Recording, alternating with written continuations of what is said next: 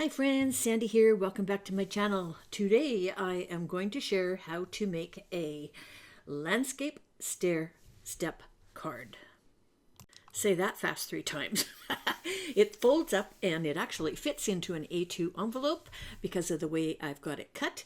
And I kind of got this idea from the cards I made last week, and you guys really liked the one that had the trees in the background. So I'm kind of going on that theme for this one. I found these adorable stamps at Simon Says Stamps wrapped in scarves, and then again I'm using the little elegant trees dies, and I have this stripy paper left over from the last video. I'll link to it so you can see how I made it. And we're going to start with the card base. I'm making mine in black, so it's going to be hard for you to see, so I have done a diagram on a piece of white. You're going to go 5 1/4 wide, you're going to go 10 inches long, and then we're going to stick it into our scoring tool, and we're going to score at 1, 2, 4, and 6. So there's 1, there's 2, there's 4, and then there's 6. And then we're going to do a hill valley fold. Okay, so starting with there's the pieces that are left over that you can use for something else. We're going to start with the big piece, and we're going to fold it over and burnish it with the bone folder. And then the next one is going to be a hill, so we're going to fold that back on itself and again burnish it with the bone folder. You want to get these as tight as you can. Another valley, burnish it, and then fold the last one over, and that's a hill, and burnish it. So when you turn it on its end, you're going to fold like this. I'm showing you on the white one again, just so that you can see there's the mountain. Okay, burnish it, the valley on 2, and then the one flips over. Burnish them all, and that's how it's going to look on the side view. Okay, so we've got a front and we've got 2 steps. The reason I'm doing this first is I want to splatter it, but I only want to splatter that top long piece. And I am using the Positively Perfect White Splatter Medium from Simon Says Stamps. I just used it on another card, so it's already mixed. If you haven't, use the end of your paintbrush and mix it up before you start your splatter. Okay, I'm covering the rest of my card with a piece of paper towel, and I just need to splatter across the top because, of course, those trees, the little evergreen trees, are going to cover the rest of the spot. And what we're doing is we're making a ski hill for our cool little snowmen. I just love snowmen. They're so fun to make. And this is a Christmas card, but you could simply change out the sentiment and the colors and make it into a birthday card. So I have a piece of 4 1/4 by 5 1/2 hammer mill, and I am getting everything ready in my MISTI. I'm going to stamp with Memento Tuxedo Black ink because I'm going to Copic color these. And I did do that on the video, but I sped it up. If you want a slow, real-time, really quick Copic coloring of these similar snowmen to these guys, I'm going to link to my last video underneath where I did do that. Okay, and I'm going to stamp this a couple of times to make sure that I get it good in black. And yes, I know that the sentiment didn't stamp properly. I did that separately off camera afterwards. When they get really close to those magnets, sometimes they don't stamp very well. Okay, so we got that already. I'm just showing you that there are 3 or 4 different sentiments in this set, but because this front step is only 1 inch wide, they don't fit. So if you are going to do it, there are dies for each one of them, but it's going to be up over top of the first step, and it may cover your snowman. Okay, so here's the colors that I'm using.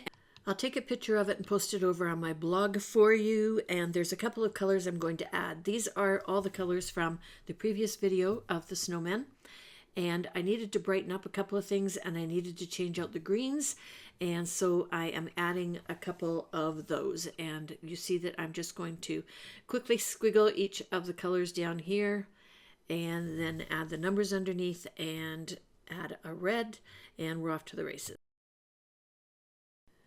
Okay, so as I said, I did speed this up, but I'm going to narrate it anyway. I like to use the light grays on the snow of my snowmen. So I am using the N series, N0, N1, and N2, and adding my shadows. I have my light source coming from the left-hand side. That is my normal kind of choice, unless he's facing the other way. Okay, and I'm adding the 3 layers, and then what I like to do is I like to come back in with the 0 blender and we usually use this as an eraser. I use it as a blender for blending those three colors and getting them to shadow out nicely so they don't have lots of lines in them. Okay, next up we are going to do the hat, and we're starting with the darker of the ends, and we go from N5, N6, and then N8. You can use any of them depending on how dark you want your hat. I didn't want it completely black. I wanted it kind of a dark gray, and that's why I'm kind of starting with the lighter ones, kind of to the middle, and I decided not to use the N9 because it's really, really dark. Okay, and I'm doing the flicking technique from either side so that I've got my light line kind of coming up at near the top center of the hat. And I think this is 6. Okay, this will be my third color, so the flicks are a little bit less.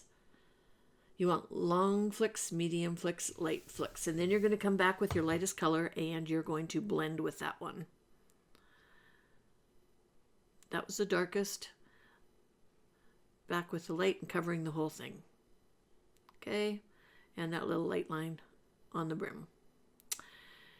So next I am going to do the little trim on his hat, and it's going to be the same color as the brown that's going to be in his scarves. So again, coloring the whole thing with the lightest color, doing some highlights with the medium color, leaving that light mark in the center to add depth to your coloring, and then coming back and coloring the whole thing over to blend it. We're going to use the same one, and we're going to come in and start on the scarf. I'm starting with E31, which is my lightest brown, coloring in each section, and I'm leaving a section for the grays. And this is, again, the same as my last video, but we're going to add a little bit of red and green to the little dude on the sled. Okay, so I'm using E37 this time for my darker color and just going around and adding some shadows. And I like to use smaller pieces of paper when I do this because, as you can see, I like to turn my paper. I've got certain angles that I really don't like coloring, and I find it's easier to be able to turn the paper. So this one is about, I don't know, 3 by 6. It was a scrap left over from another project. So I've come back in with the E31, and I'm doing my blending in those shadows. And sometimes it takes a little bit of work to get that dark brown moving. Okay, and now we're using N3, and that's going to be our lightest color for the gray part of his scarf. I think I did N4 or N5 in the other video, and I decided to try this one and go a little bit lighter, and I actually like it. Okay, and the second color was the N6, and that's the darker gray that I'm using for my shadow. So just going around the outline and then adding a little bit of shadow to each piece. Then coming back in with the N3 and doing my blending. And I really like how this color combination turned out. Okay. Don't have to work that one too hard, which is nice. We're going to do his little nose. We're doing Y17, and then we're coming back in with YR18 for the shadow along the bottom. And a little bit of R21, I think that was, for his cheek. Okay, and now we need to do the lights. And so I'm starting with turquoise, BG11. And I'm doing each one. I'm just counting how many I need in between. I think this is BG13. Yep. So I'm doing a little shadow on the right-hand side with the second darker color. This is YG03, so the light green. And again, I think it's every 5th one I'm doing. And then I'm coming back in with YG23, and that's going to be my highlight color. Okay, I'm doing a purple, so this is maybe not. Which color am I going to do next? Okay, I decide on the red, so R05. Red looks good beside green. And then we're doing an R29 for the shadow. Next, we're going to do oranges. So I do the same colors as the nose. So the Y38, and then we're going to highlight the right side with the YR18. And now I'm going to do the violets. So the V12,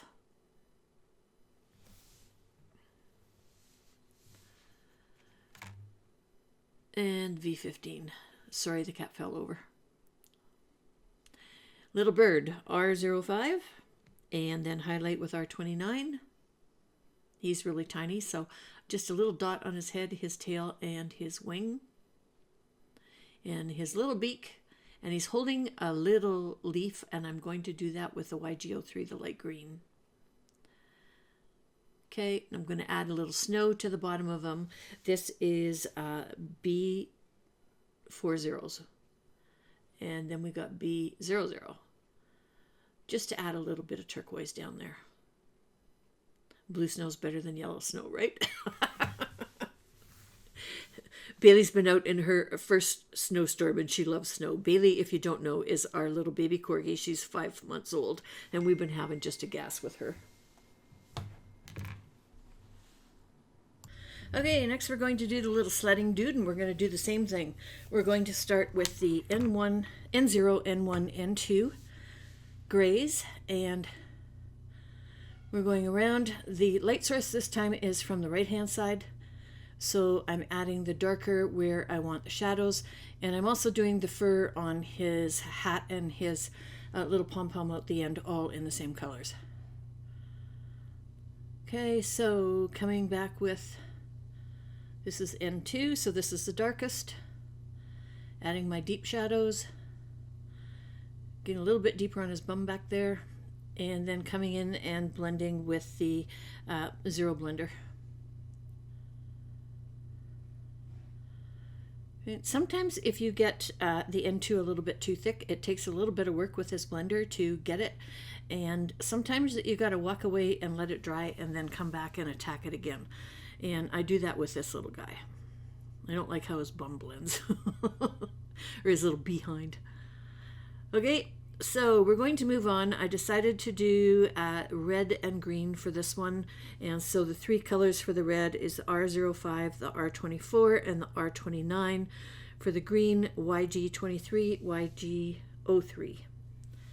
If you wanted to make this into a winter kind of birthday card or celebration or something of that nature, you could change the colors out on both of them. A nice teal blue with a purple would be nice.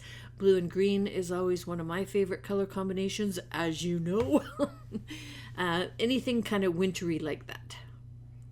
Okay, so we're getting into his scarf. We're going to do the base color of the R05.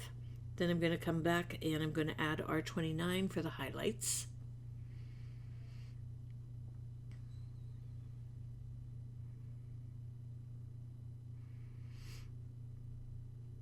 Okay, just a little bit on each side, and then this little piece that's underneath the scarf up by his chin, and then come back in and blend with the R05.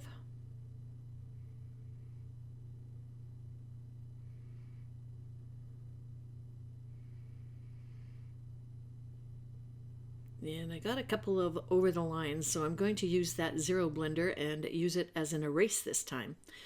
Okay, so putting down our base color for the green. So that is a YG03, which is the lighter of the greens. So every other panel, or the ones that are left, whichever way you want to look at it. This little dude's so cute. I remember sledding as a kid. It was a lot of fun. That first snowstorm, ugh, couldn't wait to get out there. We had toboggans, though. They were a little bit longer than this little sled.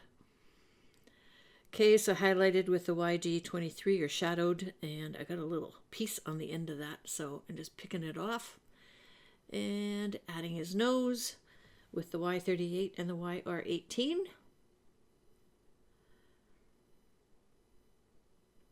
And his cheek. And I'm blending again because I didn't like how it blended out. So back with the Zero blender on the gray part. Just lightening it up. I know in the video it doesn't look like there's much there, but there is. I don't like it too dark. I don't like really gray snowmen. Okay, we're going to do the wood parts. We're back in with the E31, did the little handle. We're doing the first lay of color on the wood on his little sled. And then we're coming back in, I think with, is it 35 or 37? 35. Okay, E35. And we're adding our shadows and highlights. And then I'm coming back in with the E31 to blend it in. So the shadow's behind the little snowman because the sun is over on the right hand side. And I'm using the N5 for gray on the blades on the sled because I'm too lazy to go and find a lighter silver. Okay, we're going to use the same blues and add a little bit of blue to the snow. So the B0000 and the B00. And so the B00 is the lighter, and so we put that in the shadows behind him and underneath the sled, and then the lighter color on the other parts, and then just blending it out. Okay, it's BG0000. Sorry about that. Okay, I kind of like him. Now we can get all the dies out and we can die cut all these little guys and get ready to put our card together. So there's coordinating dies for the wrapped in scarves. And I've got them all lined up. I'm going to put them through my Platinum 6. I have one of the extended handles, so you see that I pull it down. The handle goes below my tabletop, so I have to be able to rotate it that way. So sorry it's not in the complete frame, but that's why. And we're just going to pop all these little guys out. So we've got the big snowflake, two little snowflakes, two little snowmen, and then on a separate sheet, I quickly stamped the sentiment again, so that it's stamped well this time. Not like that one. Okay, I did it right smack in the middle so there was no magnets in the way. And I'm just going to zip that through. And that's all the pieces that we need for our embellishments for the card. And next up we're going to die cut the little evergreen trees. Okay, so we got all those piled up. The trees I've got taped. This is a 4 1/4 by 5 1/2 piece of white cardstock, so I'm going to trim it out later. The higher you put your trees, the more snow you're going to have in the bottom. But remember that the card base is 5 1/4, so you need to leave about 1/4 inch at the top. Otherwise, you're going to have to cut off the tops of your trees. So just a heads up on that. I'm just going to take this die off. I got brand new tape on there, and it doesn't want to let go. And it cuts pretty clean, but get your tweezers out and there's a couple of spots that you need to just poke through. I love this die so much. I bought it about a year ago and last week was the first time I used it. I can't believe it. I have a few more ideas though, so stay tuned. Okay, so if you want a lower, you can just move the die down. If you want it high, way up there. Okay, so we need a card base, and this is 5 1/4. Let me get this right, by 8 1/2, and we're going to score and fold it at 4 1/4. An easier way to do this is do your regular 5 1/2 by 8 1/2, score it at 4 1/4, put it back into your cutter, and cut off 1/4 inch. Either way works. Okay, and so this is the card that is going to hold up the back. And it's also, you can open it and put something inside, or you can just write on the back of it. Up to you. There's lots of room. So when you glue this together, you want to make sure that you don't have it overlapping the crease at the bottom so that it stops or impedes the card from closing completely. So you're going to see I put some white glue on it when we get to it, just so that I can move it around at the last minute. But right now what I'm doing is I'm adding some tear tape to the back of the largest of the black panel. My gosh, there's lots of bees in there. Okay, so going down both sides and top and bottom, because this is going to attach it to our white card base. And I use my score buddy, my score pal, to line everything up. So get your score pal, your score buddy, put your card face up, and then wedge that black portion in there. You're going to have a gap of 1/4 inch at the bottom underneath, but that's fine. It's not going to result in any difficulties when we're doing this card, okay? So there's the stair step attached to the card base, and we're going to put that panel on the second hill. You'll see that I tried something with the back of this panel. Just using it over again. Nobody will ever know it's going to get buried here momentarily. And this was cut to, what was it cut to? 1 3/4 by 5, and that allowed for a black mat around the piece. And again, I'm using glue so that I can fiddle around with it. And I'm going to do the same thing with the trees. So we're going to put a little bit of glue at the top of each one of the trees. And I like to finger flatten any of those little blobs. That's why I have a wet cloth sitting there. Okay, so that I can just remove the glue and put it onto the cloth. Add a bunch of white glue to the base. And I'm wedging this down here, but you're going to see I'm going to pull it forward to make sure that that fold still works and there's not too much white down the bottom where the fold is. We want to be able to close it nicely. So add some pressure to it to make sure all those trees stick down, and all of a sudden you have this nice snowy mountain and all these trees. How cool is that? Okay, so I need to turn this over and I need to trim it. I'm going to use my Spellbinder scissors because they're nice and long and they're no stick. They make a nice clean cut. And we're ready to embellish our card. The whole base is done. Isn't that cool? Love it. Okay, so we need to add some dimensional to the back of these guys. I've got these foam squares from Simon Says Stamps. These are the large ones, and I usually cut them into 3 strips. We've got some skinny little pieces on the back of a couple of these, so we need skinny ones. This is a little sled dude, so all of the back of him gets foam squares or foam pieces. I'm just taking that release paper off. I'm going to use my tweezers to hold on to him to make sure I position him just the way I want him sliding down the hill.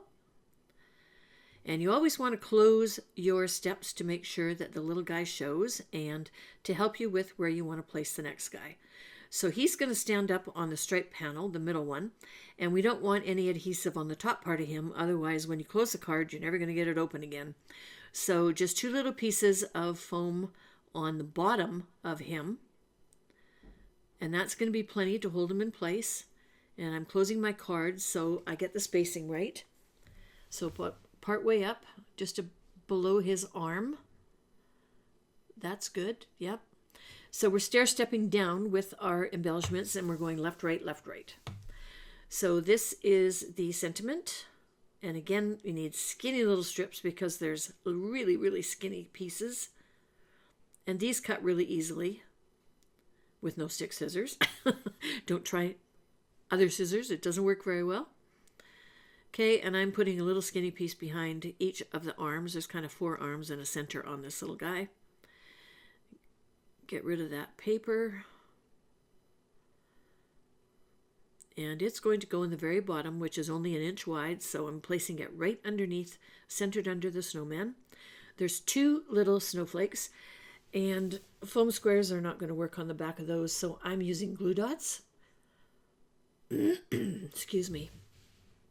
And those are going in the middle panel, just to add a little bit and spread the embellishments out over the whole step. The large snowflake is going down the bottom on the left-hand side, and I'm only putting 1 little panel on the very bottom because, again, it sticks up over that 1 inch step. And there we go, we're done. You could add some rhinestones if you want. A rhinestone in the center of the snowflake would be kind of cool. I'm kind of going with the earthy feel, and I don't want a lot of ritzy embellishments, but I am going to take my number 10 Sakura pen, and this is the white gel pen. I'm going to add some streaks and some highlights to the hat and to the scarves. Okay, and then along his little hood, and a little bit on his scarf as well. Okay, so that cleans it up. There's a little close-up of where I added those highlights. Just adds a little bit of life to the little guy. And there we go. He's all finished. Does he fit in an envelope? Proof is in the pudding. Okay, you got to carefully slide them in because you've got so many layers and they want to pop up. Get them down there nice and tight. And he does. I would, however, put tape down either side because they are sticking up, and that's what gets caught in the mail machines at the post office. So gently pulling him out here. They want to expand, and there we go. Isn't he sweet? So here's my super cute finished little guy. I love him so much. I made a couple of them because I got a couple of friends I want to send them to. Stair Step Cards have been around for a while, but it's always fun to do a little bit of a different version and update it a bit. Next, we're going to do a vertical one. Okay, everything I used today is listed underneath this video. There's also a link over to my blog.